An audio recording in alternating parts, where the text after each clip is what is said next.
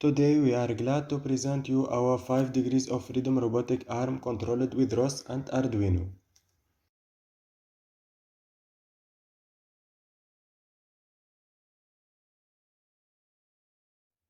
We can control our arm with 3 different ways.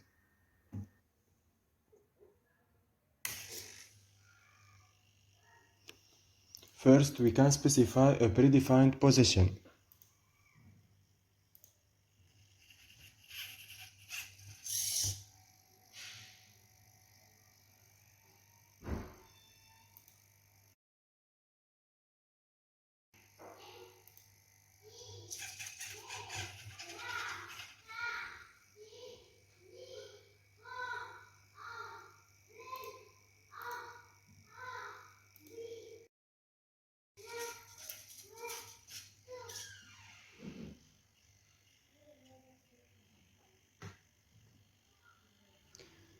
Second, we can control each joint separately.